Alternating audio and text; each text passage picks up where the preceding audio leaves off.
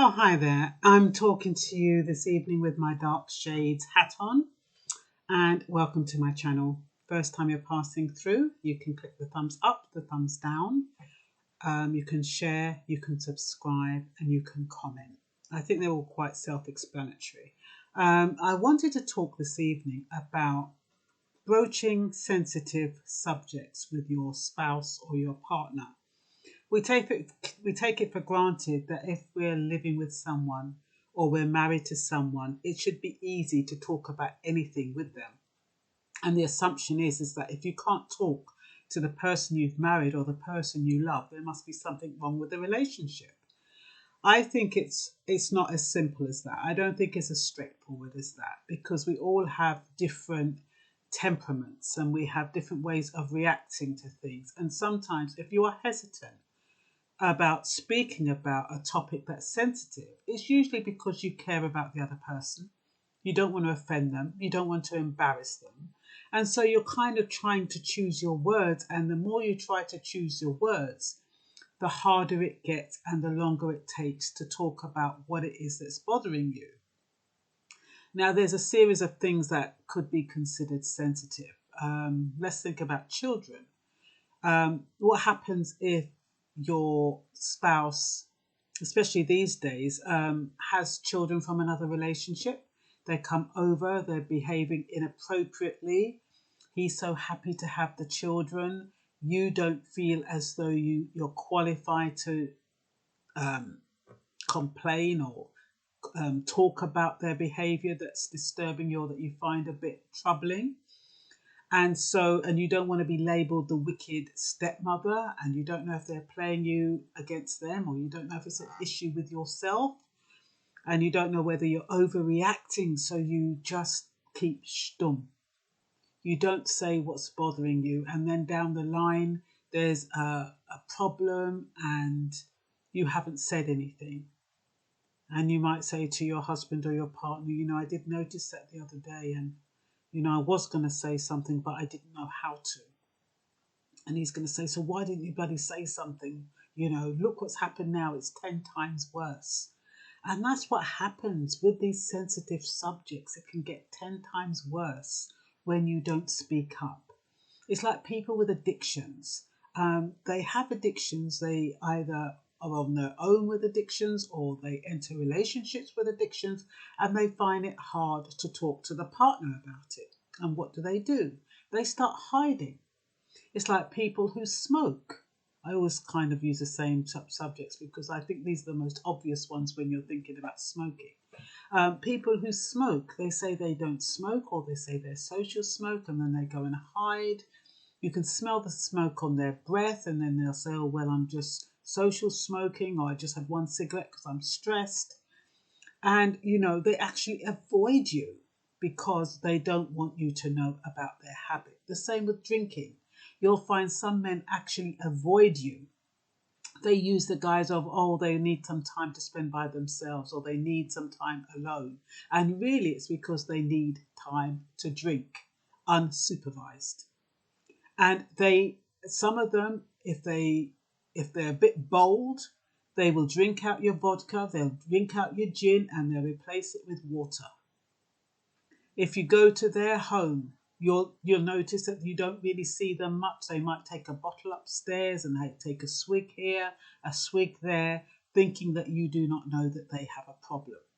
They find it hard to broach that problem with you. It's a sensitive problem. It's a sensitive subject for them.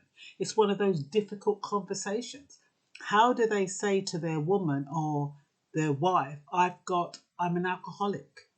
I have a drinking problem. I have a smoking problem. I have a gambling problem. Gambling is just as bad. It's one of those subjects that men in particular, more than women, I think, would have problem telling their wives they've got a gambling problem, especially if their wives have raised it time and time again and told them, look, if you gamble again, it's over. Because lots of times it's meant that they've taken money out of the bank account, or they've borrowed, or they've sold, or they've pawned to finance their gambling habit. And so it reaches a point where they've gambled, they've lost, they don't know how to tell their wife or their spouse. Next thing you know, bailiffs could be at the door and they haven't mentioned it and they lose everything. These uncomfortable conversations, they need to be spoken about up front as soon as possible before they get out of hand. Half the time, people know. People know when there's a problem. People know when there's an issue and they can distance themselves from it. And then they distance themselves from it, hoping that it will resolve itself. And all it does is get worse. I don't know if you've seen any of these films where they go to say something about their past.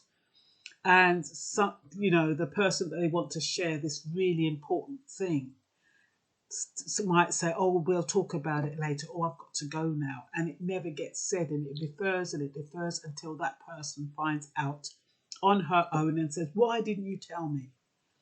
And the thing is, that person, well, I did try to. Well, you didn't try hard enough.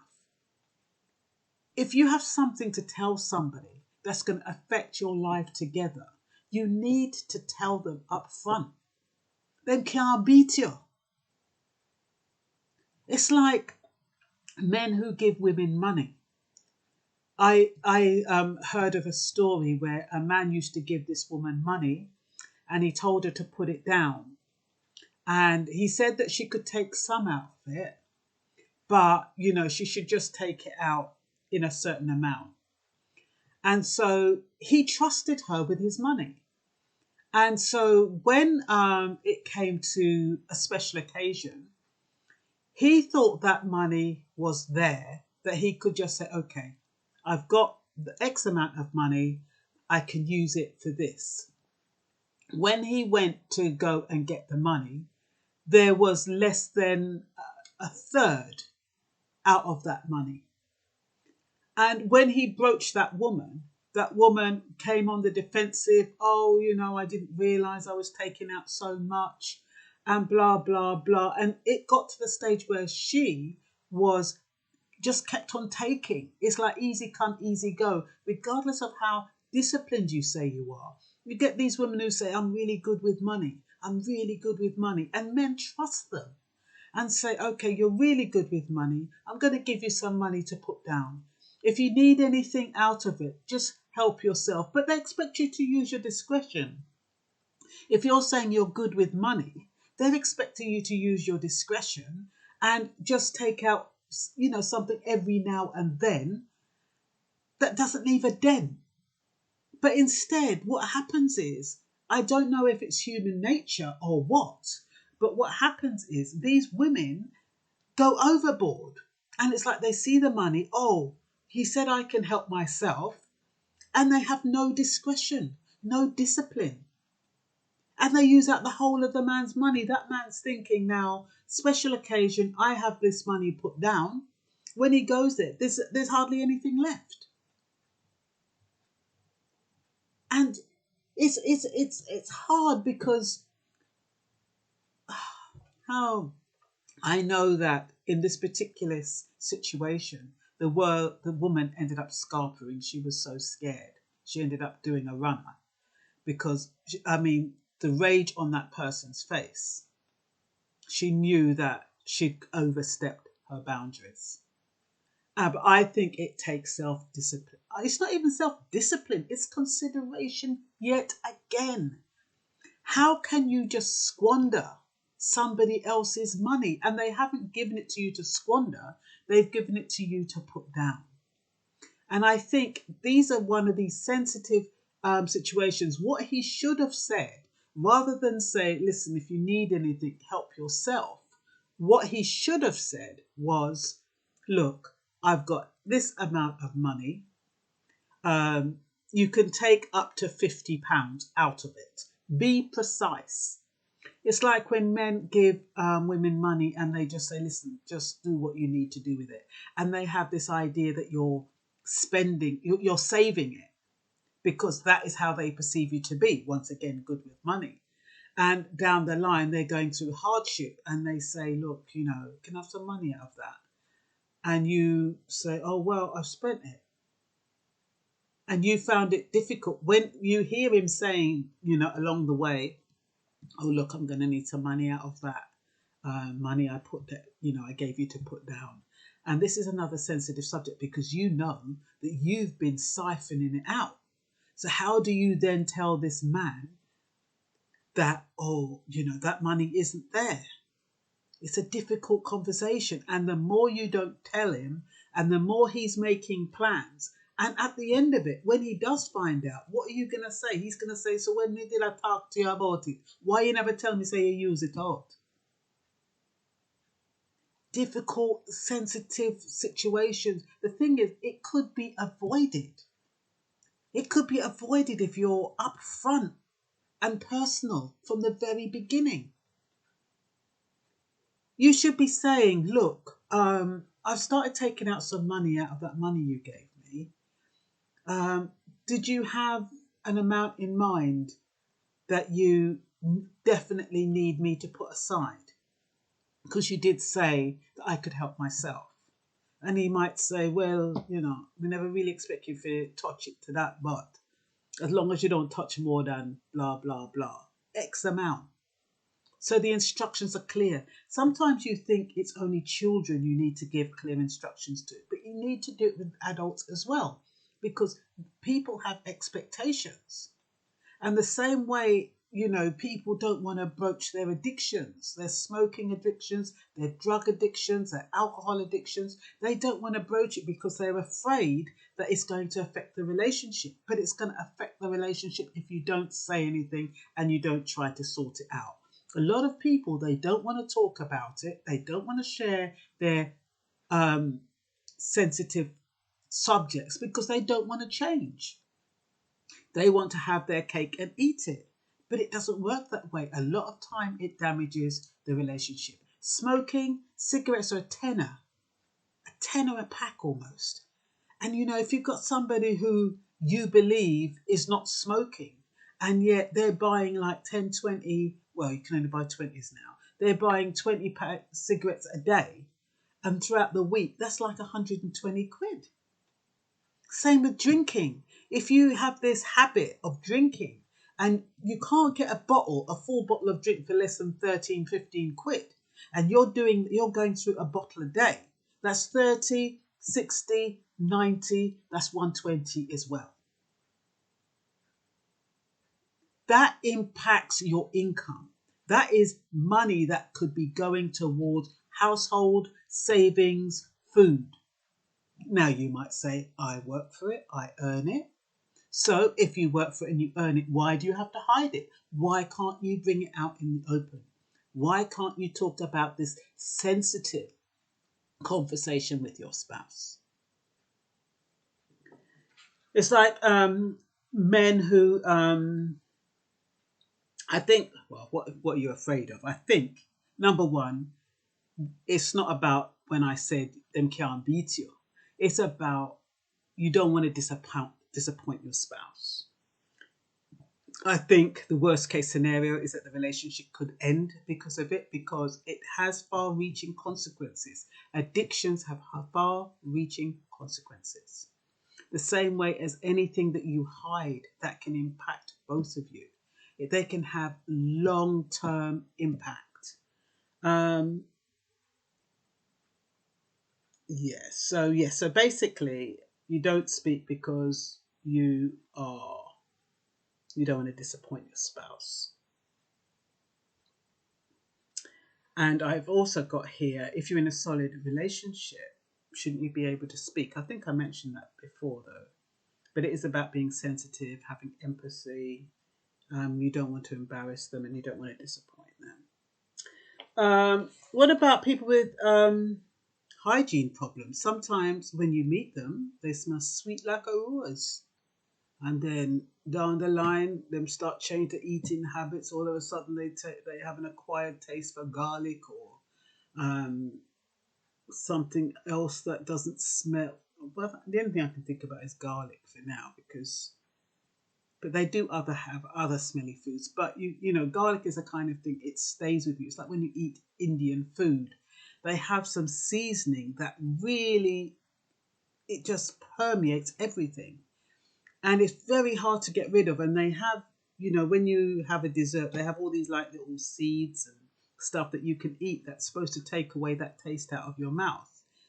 But it's just like that, you know, you go out with somebody, or your partner develops a new acquired taste in something, and their breath smells. And you're trying to think to yourself, what is a nice way of saying that, you know, your breath, I can't stand your breath, don't come near me. So you need to be able to be in a position, even if you do it in a jokey way. You know, oh, what did you eat, babes? Gosh, you need to go and wash out your mouth, man. You know, you could do it in a jokey way. You don't have to be insulting. But these sensitive subjects, depending on your spouse and how well, I guess if you don't want to offend your spouse, I mean, you know your spouse more than anybody else. Maybe he can't even take a joke. Maybe no matter which way you say it to him, he's going to take offense. But you need to be able to say if it's going to stop you from being intimate with your spouse or not wanting to kiss him or her. So, and yeah, it's about rejection, isn't it? Because if you don't tell them, they're going to feel rejected. All of a sudden, you start, oh, you know, babes, you know, I don't want you to kiss me. I've got a headache or something. When really it's their breath or their perspiration. I remember a long time ago, there was a girl and she stunk to high heaven, her perspiration, and she didn't know.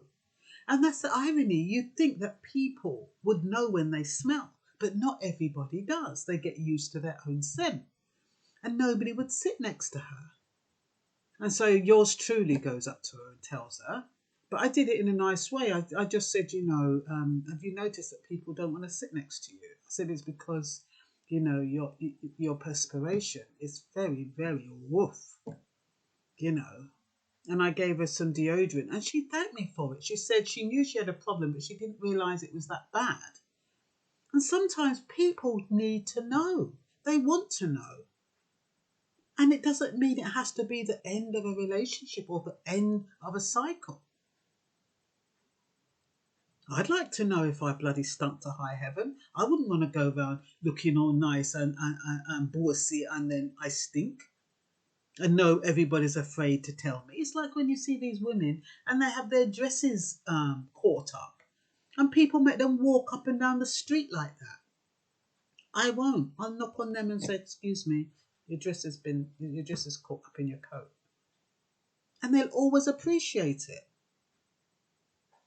I know that's a bit different because they're strangers, but the fact of the matter is that you need to broach these things that can cause offence, but learn to do it in a sensitive way. So, and also, you know, when I was talking about addictions, gambling is one of those bad ones that, you know, you can get the bailiffs at your door. It's really, really serious. So these men that have got a gambling habit and they promise that they're going to stop and they haven't, I don't know how they tell their wives that they've gone overboard and they've got no money. And especially like the wife is depending on him to contribute to help her out. Because a lot of times when you have two parties in a household, the whole point of having two parties in a household is to alleviate expenses. And then you've got somebody who's gambling, hoping to make the big win, and all they're doing is draining resources. And they feel that because it's their money, you know, if they were sensible, they would put the money for the wife aside, for the household aside, and spend the rest. But oh no, they don't do that. They think, well, you know, maybe I can make a little extra. And they blow the lot. So, like I said, nobody wants the bailiffs on the door. But, you know, the good thing about the new law is that if a party has a debt, providing you don't have anything in joint names, that debt stays with that party. It used to be a lien on your property. And so if you ever sold your property, they'd be able to take it back. But that's not the case now, unless the property's in joint names, like I said. So somebody can come into your life who has a debt. It doesn't necessarily have to impact you or your home. Because do you remember that time when you couldn't even get a telephone line if the people who lived in that house before had made high bills? That's not the right word. I'm losing my words. Anyway, when people get loads of bills, and then when they leave the house and they've got all this debt on the house, and then if you went and bought that house, or if you wanted to rent that house, you couldn't get no service. You can get no phone, no broadband. So they've taken that away. So now that debt belongs to the individual, not to the house. And I think it was because it was deemed unfair. People going into a house, they never had no previous problems, and then they go into a house and it's full of debt. So that's been changed, I believe. I'm sure it has. What else have I got? Different subjects that will disappoint. Oh yeah, like I think I've said that about the movies when they defer subject. I've already done that. Addictions, I already talked about that. Hide the bottles, dilute it, I've already done that. And why do people have addictions? There's number one reasons. I mean, sometimes it's loneliness. They can't find a partner. They're bored. It's escapism. They're thinking. It's all a part of the same thing, actually. And it's a way of socialising. Some people just think, oh, well, I'm socialising. Whether it's to go out and have a drink or whether the drink is their friend. And I think that is where addictions come from. The same with smoking, drugs. It's a way of saying, I can't deal with my present situation. I'm depressed. This will make me feel better for a while. The problem is that when you reach that point, you don't know when to stop. And that's the sad thing about addictions. They don't know when to stop. People can see the change. People can see them toppling all over the place. They don't see it. They think that they are normal. They think that they can cope. So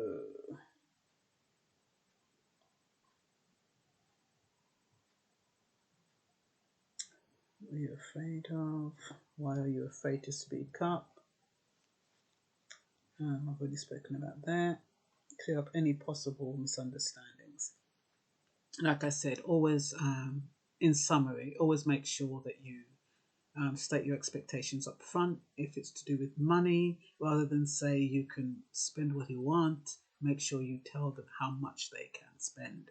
Some people, they don't have that kind of discipline. They have the discipline when it's their own money and when it's limited, but when somebody says, okay, you can take out X amount of money and just make sure you keep it in hundreds or make sure you keep it in whatever, then they have a problem with controlling their spending. And I guess it's a bit like, people who come into money, isn't it? People who become rich, and they, for some reason, they forget about how good they were managing money when they were poor. And they just blow it. Next thing you know, they're poor again because they've got no sense of discipline. Because you're rich, it doesn't mean that the money's going to last forever. Invest it wisely. So, yeah, I think that is all I'm going to say for now. Bye-bye.